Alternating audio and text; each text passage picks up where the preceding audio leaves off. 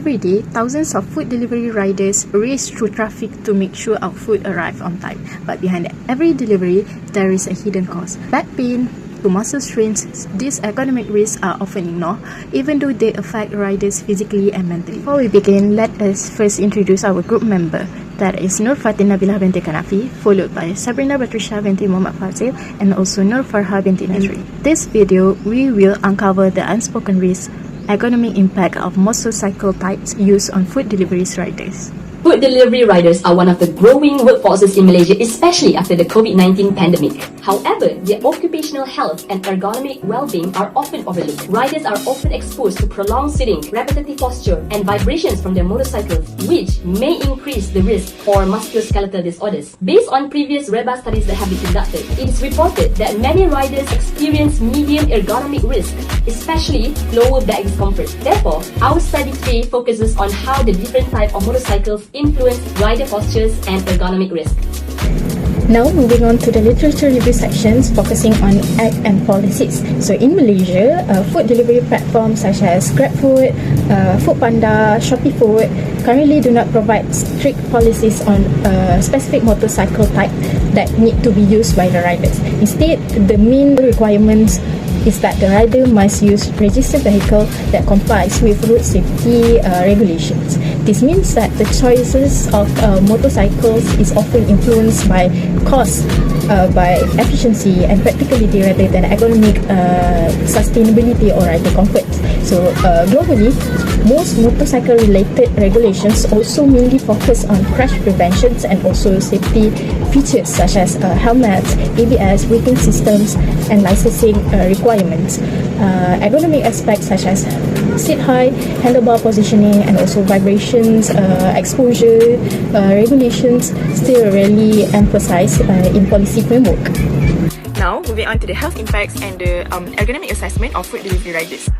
So, a study found that a combination of long working hours, lack of physical preparation, such as exercise, and the continuous exposure coming from the motorcycles can create a significant health burden among the riders. In the study, in terms of the physical symptoms that are reported by the riders, the most commonly affected area is the lower back, followed by the upper back, shoulders and neck, or even the feet, thighs, knees and arms are also affected, which this indicates that a strain involves the whole body rather than a single region. So over the time, these issues can develop into a more serious physiological damage, which can lead to degeneration of the intervertebral disc and changes in the muscle structure, which also in the long term may result in the muscular disorders. So to better understand this risk, REBA analysis is used to assess how the different parts are affected during riding, which this method involves 13 steps and produce a final score that categorize the level of the posture risk as low, medium or high. So findings from a study conducted in Eastern Peninsula Malaysia shows that the riders using high-power motorcycles tend to have a higher ergonomic risk scores due to more strained posture. Meanwhile, the scooters users generally demonstrate a lower REBA scores, suggesting a more ergonomic riding position when using the scooters as the motorcycle type. So overall, this study shows that the type of motorcycles can directly influence the posture and also contribute to the level of health risk experienced by the food delivery riders in Malaysia. In this session, we have interviewed 2 food delivery riders with different types of motorcycles and riding experiences. Both riders reported frequently changing their posture during delivery due to fatigue and discomfort, especially at the lower back and hip area. Respondent 1, who uses a sedan type motorcycle, tends to lean forward more when tired or carrying loads. Meanwhile, respondent 2, who uses a scooter, reported that the motorcycle that he's using is more comfortable and relaxing for long rides. Both riders also described that there are no platform requirements regarding the type of motorcycles that they have to use, which means that the riders often prioritize their comfort and practicality over ergonomic. There is a clear policy gap regarding ergonomic protection for food delivery riders. Current regulation, they mainly focus on road safety such as wearing helmets, ABS and also braking systems, but less attention is given to ergonomic well-being training like riding posture, seat design, and also vibration exposure to the rider. As a result, ergonomic risks are often underestimated among riders. In addition, type of motorcycle use directly affect ergonomic risk level. High power motorcycle usually require a forward lean posture, which increase strain on the back and neck.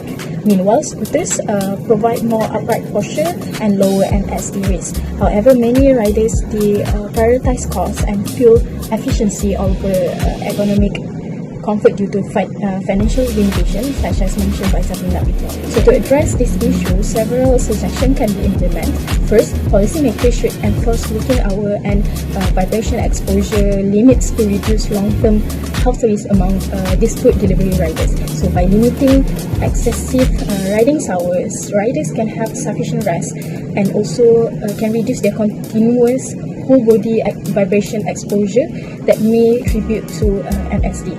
And the second one, workplace ergonomic interventions such as ergonomic motorcycle adjustment, proper seat design, and also vibration reduction technology should be introduced to improve riding posture and reduce physical strain on the back, neck, and also shoulder. Lastly, riders should also practice pre-work stretching and also do light stretching before they start their work, because this can help to improve their muscle fatigue, improve their flexibility, and also in the future can lower risk developing MSD that caused by prolonged sleep. As a conclusion, ergonomic risks among food delivery riders remain underestimated, and this issue should require a greater attention from both policymakers and organizations involved. Because from a psychological perspective, the lack of ergonomic awareness can lead to chronic pain and fatigue, which also can impact the rider's mental health. And this also can lead to high levels of stress, burnout, which also can influence their job performance.